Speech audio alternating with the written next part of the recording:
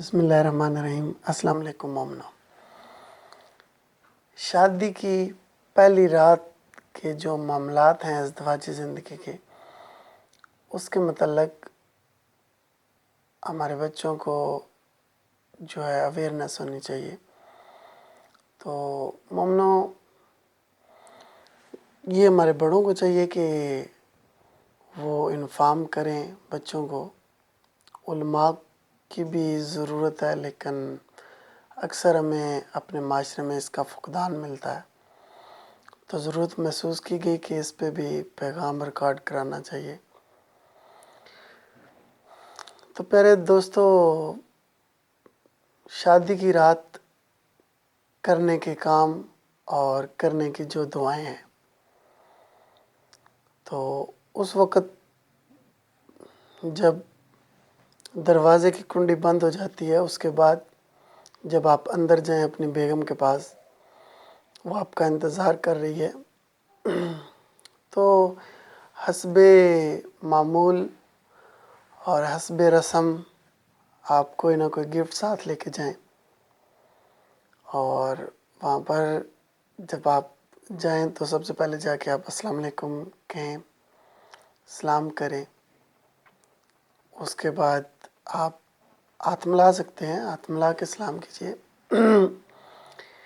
بیٹھیے بیگم کے پاس، اجازت طلب کر لیجئے کہ کیا ہم بیٹھ سکتے ہیں۔ یہ اس لیے ضروری ہے کیونکہ یہ اجنبیت ختم کرتا ہے اور اس کو یہ احساس دلاتا ہے کہ یہ آپ کا گھر ہے، ہم آپ کے پاس آئے ہیں۔ تو وہ کہیں گے ٹھیک ہے جی، بیٹھ جائیے۔ تو اس کے بعد آپ گفتگو کا آغاز کریں۔ ایک بات یاد رکھیے، یہ بڑے ہمیشہ ہمارے معاشرے میں یہ کہتے رہتے ہیں کہ پہلے دن ہی بلی مار دو اور ڈرا دو اور اپنے سارے قوانین بتا دو، یہ بتا دو ہم ایسے ہیں ویسے ہیں۔ مت کیجیے ایسا، کچھ بھی ایسا مت کیجیے، کیونکہ یہ جو رات ہے یہ آپ کو زندگی میں دوبارہ نہیں ملنے والی۔ اس لیے ایسی کوئی بھی بدمزگی کرنے کی ضرورت نہیں ہے۔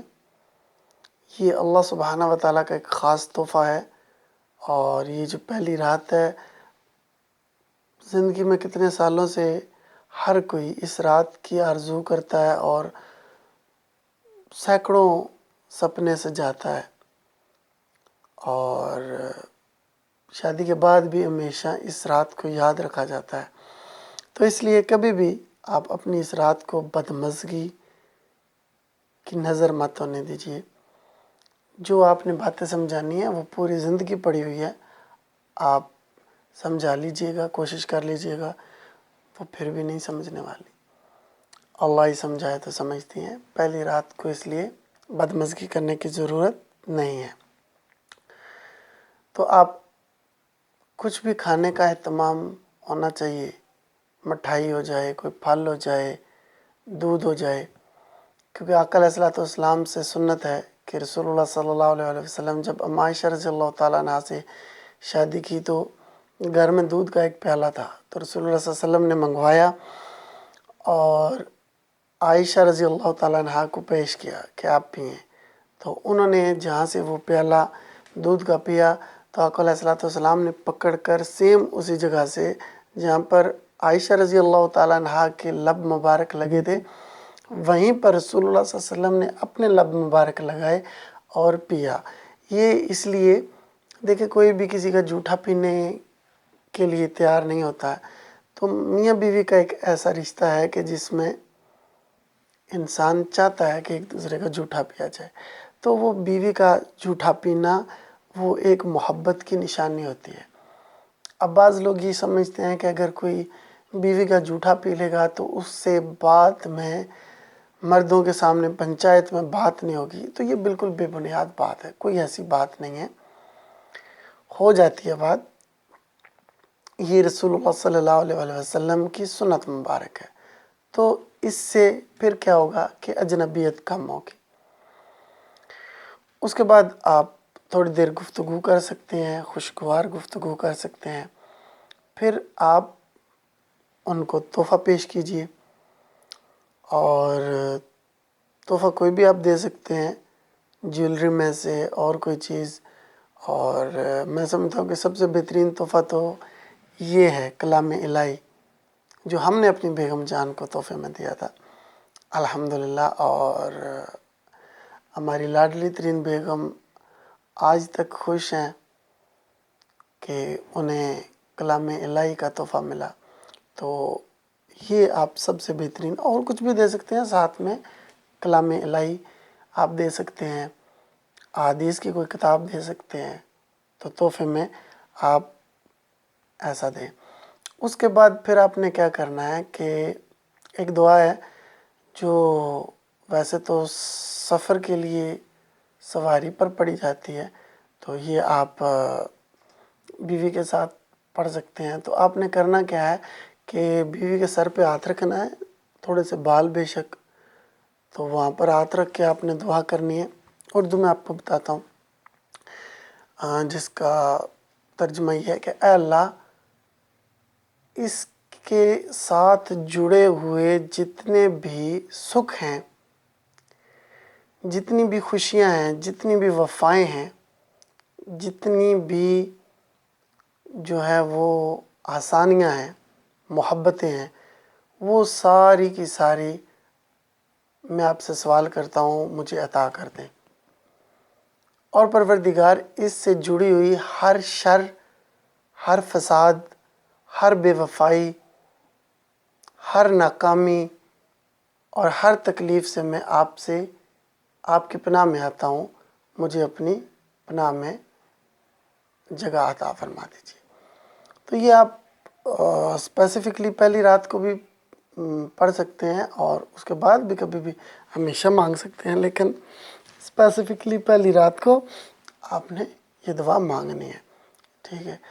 اور اس کے بعد پھر آپ نے کوشش کرنی ہے، فرض نماز تو آپ پڑھیں گے ہی، تو 2 رکعت نفل نماز شکرانہ آپ نے ادا کرنے ہیں دونوں نے.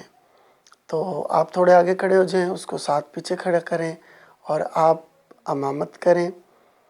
اس سے یہ ہوگا کہ جب آپ لوگ دونوں اکٹھے کھڑے ہوں گے، اور اس سے بھی آپ کی جو ہے اجنبیت دور ہو جائے گی. تو آپ 2 رکعت نوافل ادا کریں اپنے اللہ کے حضور، اور اللہ سبحانہ و تعالیٰ کا شکر ادا کریں. اور پھر آپ ایک دوسرے کے ہاتھوں کو میں ہاتھ رکھ کے دعا کر سکتے ہیں کہ پروردگار، ہمارا یہ جو ساتھ ہے یہ مبارک کیجیے گا، اور ہمیں جس طرح آج ہمارے دلوں میں ایک دوسرے کے لیے محبت ہے، اسی طرح ہمیشہ ہمارے دلوں میں ایک دوسرے کے لیے محبت باقی رہے. رسول اللہ صلی اللہ علیہ وسلم نے فرمایا کہ 2 محبت کرنے والوں میں میاں بیوی سے بڑھ کر محبت نہیں پاؤ گے. تو یہ بات صحیح ہے کہ جو محبت ہے، جتنے وہ ایکسٹریم جو پوزیشنز ہوتی ہے، شدت ہوتی ہے جو میاں بیوی کے آپس میں ہوتی ہے، اتنی شدت کی محبت کسی کے ساتھ نہیں ہوتی. والدین کی محبت کا ایک اپنا تقاضا ہوتا ہے، اولاد کی محبت کا ایک اپنا تقاضا ہوتا ہے، بہن بھائیوں کا، دوستوں کا، سب کی محبتیں اپنی جگہ ہے. لیکن رسول اللہ صلی اللہ علیہ وسلم کی حدیث ہے کہ 2 محبت کرنے والوں میں تم میاں بیوی سے بڑھ کر محبت نہیں پاؤ گے. تو وہ واقعی یہ بات ہے کہ جس ایکسٹریم پہ جا کے، شدت پہ جا کے میاں بیوی ایک دوسرے سے محبت کرتے ہیں، اس کی مثال واقعی نہیں ملتی. تو پھر آپ ہاتھ پکڑیے، آپ ہاتھ پہ بوسہ دیجئے، آہستہ آہستہ آپ ان کے ساتھ کھیلنا شروع کیجئے.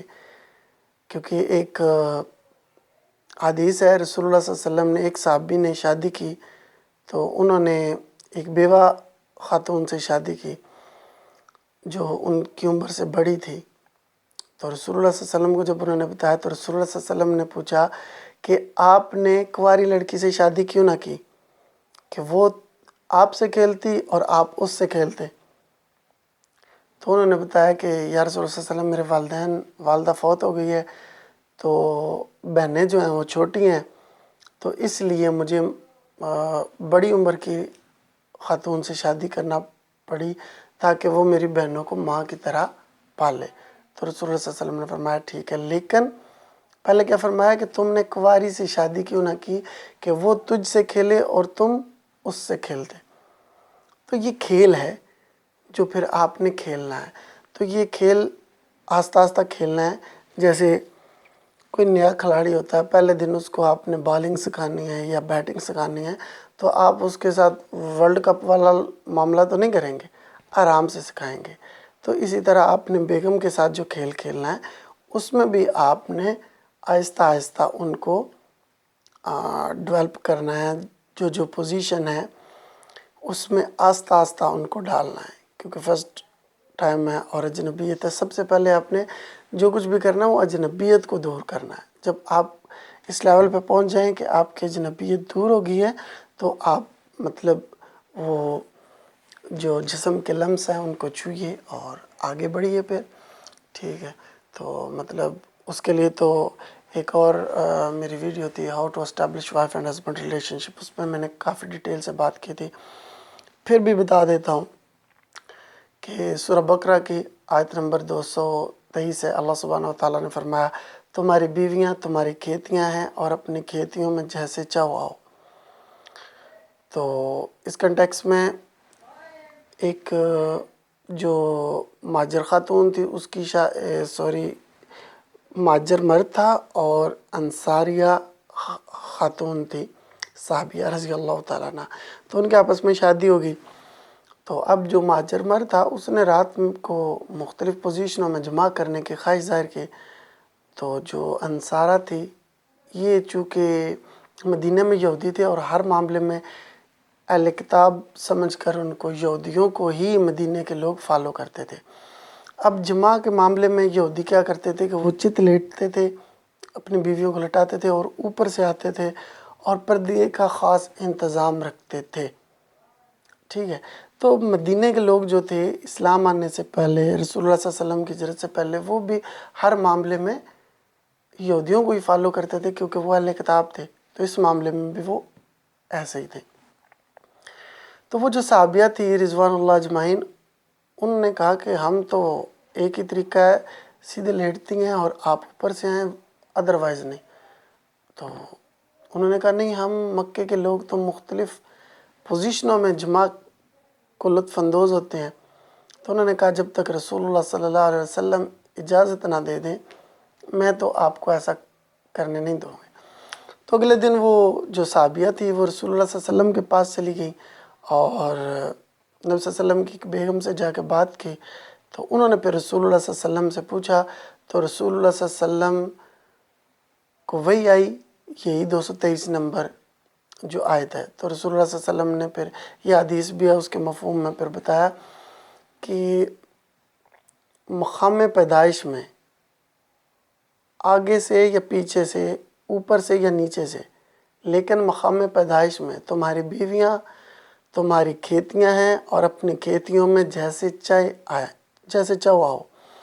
تو اس سے جو دبر میں کرنے والے لوگ ہیں، جو یہ کہتے ہیں کہ دبر میں کرنا بھی اس سے جائز ہے، ان کے لیے یہ سخت وعید ہے کہ ایسا بالکل بھی نہیں ہے، کیونکہ جو مقام پیدائش ہوتا ہے وہ فرج ہے، ٹھیک ہے، جو پیدائش کی جگہ ہے وہاں پر بیج بویا جاتا ہے۔ تو یہ دبر میں بالکل بھی اجازت نہیں ہے، کیونکہ ایک اور حدیث ہے، رسول اللہ صلی اللہ علیہ وسلم نے فرمایا جس نے 3 کام کیے اس کو رسول اللہ صلی اللہ علیہ وسلم پر جو چیز نازل ہوئی ہے اس نے اس کا کفر کیا، یعنی کہ اس کلام الہی کا۔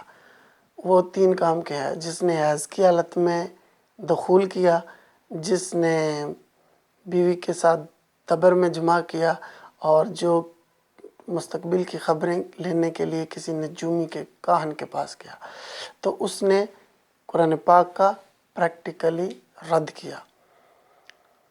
تو یہ معاملات تھے، میں نے آپ کو ان سب سے آگاہ کر دیا ہے۔ امید ہے کہ آپ کو اس سے کافی استفادہ ہوگا اور یہ آپ لوگ شیئر کریں، آگے ہم سب کو پتہ ہونا چاہیے بچوں کو، تاکہ وہ پورنوگرافی کی طرف نہ جائیں اور وہ اسلامک جو ٹریڈیشنز ہیں، قرآن پاک ہے، حدیث ہے اور ہماری جو ویلیوز ہے اس کے حساب سے وہ اپنی زندگی کا آغاز کریں اور ہمیشہ اللہ تعالیٰ ان کی زندگی میں برکتیں ڈالے.